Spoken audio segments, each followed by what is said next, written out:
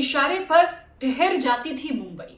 जहां होते थे खड़े वहीं से शुरू होती थी लाइन। मुंबई पर जिसने किया 25 सालों तक राज, उस ठाकरे परिवार को मुंबई ने दिया त्याग। पूत कपूत को का धन समझे और पूत सपूत तो का धन समझे। मतलब बेटा योग्य नहीं हुआ तो सारी कमाई लुटा देगा, और बेटा योग्य हुआ तो गया धन भी कमाकर वापस ला देगा। दरअसल उद्धव और राज ठाकरे पर पहली वाली बात लागू होती है। बाला साहेब ठाकरे ने जो सियासी साम्राज्य खड़ा किया, उसे अयोग्य बेटे और भतीजे दोनों ने मिलकर मिट्टी में मिला दिया।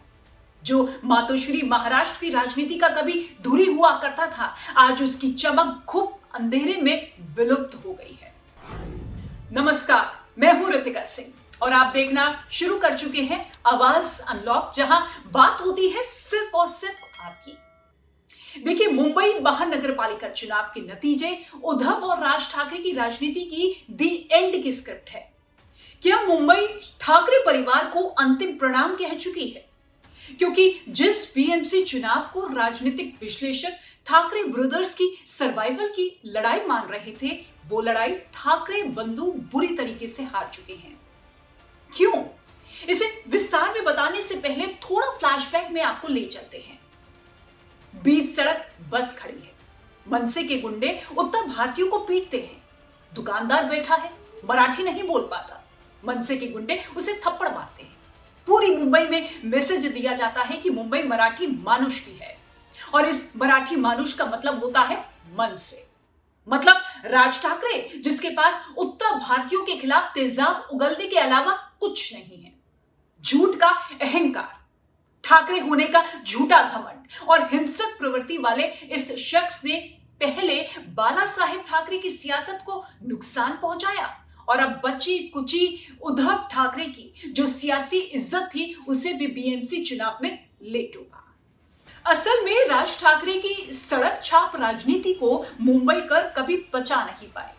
धमकी वाली बोली और अकड़ वाली चाल महाराष्ट्र क्या देश के किसी भी हिस्से में लोग स्वीकार नहीं करते। मुंबई में बाला साहेब ठाकरे ने दक्षिण भारतीयों के खिलाफ जो अभियान छेड़ा था, वो किसी प्रदेश के खिलाफ नहीं था, वो मराठी मानुष के अधिकार की लड़ाई थी। राज ठाकरे ने उसे गुंडई में तब्दील कर दिया।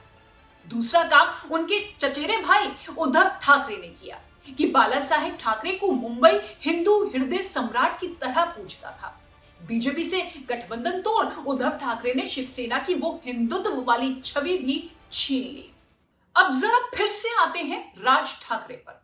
राज ठाकरे जब तक बाला साहेब के साथ रहे, उनकी परछाई के तौर पर मुंबई ने उन्हें कबूल किया।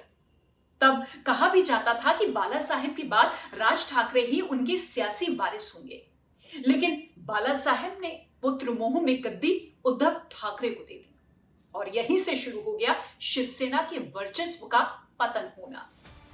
देखिए, राज ठाकरे साल 2005 में शिवसेना से अलग हो गए थे। साल 2006 में उन्होंने अपनी पार्टी महाराष्ट्र नवनिर्माण सेना का गठन किया था। 2007 में हुए बीएमसी चुनाव में राज ठाकरे के 7 कॉर्पोरेटर्स ने जीत दर्ज की। इसके बाद 2009 के विधानसभा चुनाव में राज ठाकरे की पार्टी के 13 विधायक चुने गए।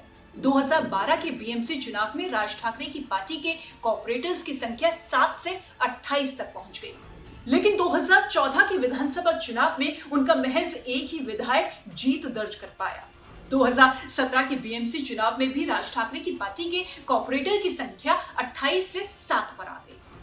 2019 के विधानसभा चुनाव में भी राज ठाकरे का एक ही विधायक जीत दर्ज कर पाया, और 2024 आते आते विधानसभा चुनाव में राज ठाकरे की पार्टी नीलबट्टा सन्नाटा हो गई, मतलब 0 सीट। मतलब कुल 20 सालों की राजनीति में राज ठाकरे की कमाई क्या है, आपने वो देख ली। लेकिन घमंड ऐसा कि दिल्ली के तख्त पर जैसे वही बैठने जा रहे हो। बीएमसी जो है देश के सबसे अमीर नगर निकाय हैं। बीएमसी का 2025-26 का बजट 74,427 करोड़ रुपए है, और अब बीएमसी बीजेपी के पास है। इसका मतलब ये कि शिवसेना की शुरुआत शहरों से हुई और मुंबई उसका केंद्र थी। अब उसी मुंबई से उद्धव एंड राज ठाकरे की विदाई हो चुकी है, और इसीलिए कहा जाता है कि तुमसे पहले वो जो एक शख्स यहां तख्त नशी था, उसको भी अपने खुदा होने पर इतना ही यकीन था। शिक्षा ये कि अहंकार तो रावण का भी टूटा, राज ठाकरे का तो टूटना ही था। बस एक बात और कि चुनावी हार किसी पार्टी के अंत की निशानी नहीं होती, ये याद रखना भी बहुत जरूरी है। ऐसी ही खबरें और वीडियो को देखने और जानने के लिए आप बने रहिए आवाज अनलॉक के साथ। नमस्कार।